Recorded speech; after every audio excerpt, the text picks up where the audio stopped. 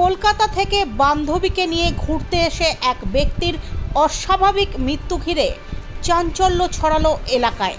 ঘটনাটি ঘটেছে দক্ষিণ ২৪ পরগনা জেলার ভাঙড় থানার পদ্মপুকুরে।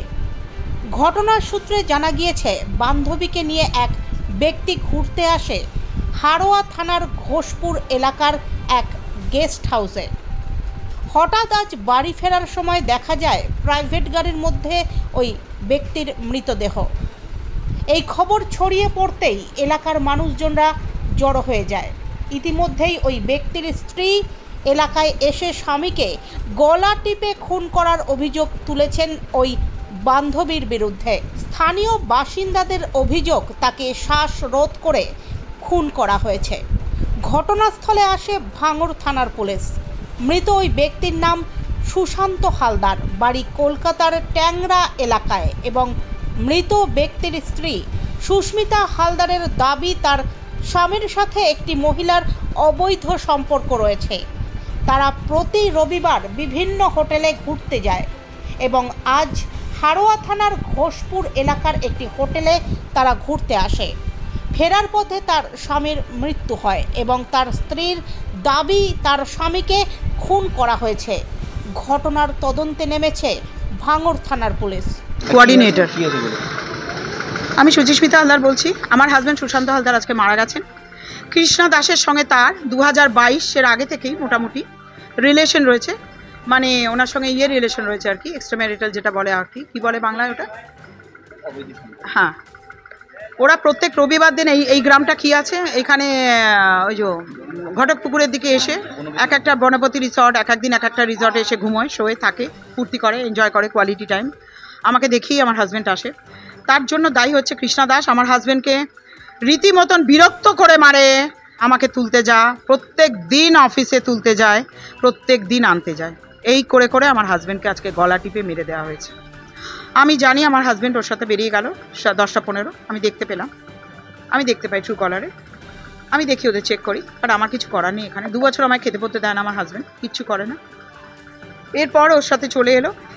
হঠাৎ করে শুনি আমার এক রিলেটিভের মতনই, আমার এক দাদা, সে কল করে বলে তুমি তাড়াতাড়ি রেডি হও, লালটুর স্ট্রোক হয়েছে। কৃষ্ণা ফোন করলো, কৃষ্ণা দাস সুশান্ত হালদারের সঙ্গে যার এই রিলেশনটা চলছে বলে, সাথে সাথে আমি বেরোলাম। আমার দাদা এখানে গ্রাম, কোন গ্রাম এটা মালঞ্চর দিকে, প্রচণ্ড ভেতরে, আমার জীবন বেরিয়ে যাচ্ছে।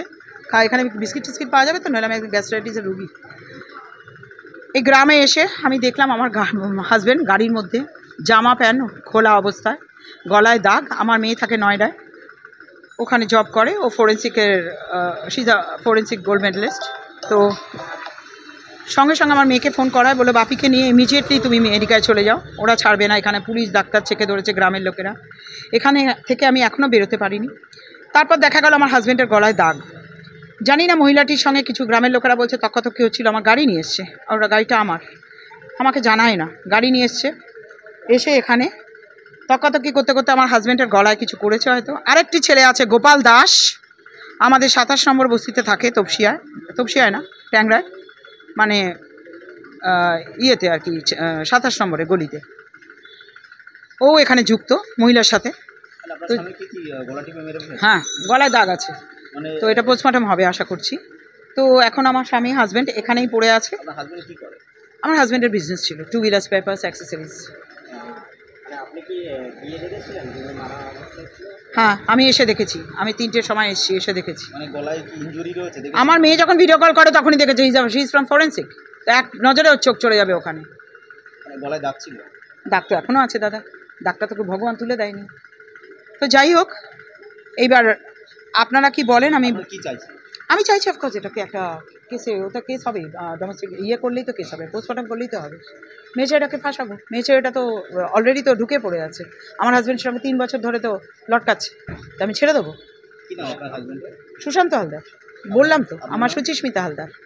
আর মহিলাটির নাম হচ্ছে কৃষ্ণা দাস, ওর হাজব্যান্ডের নাম হচ্ছে গোপাল দাস। ওনার বাড়ি আমার পাশের গলিতে, বস্তির ভেতর থাকে, ওরা এই করে। হ্যাঁ,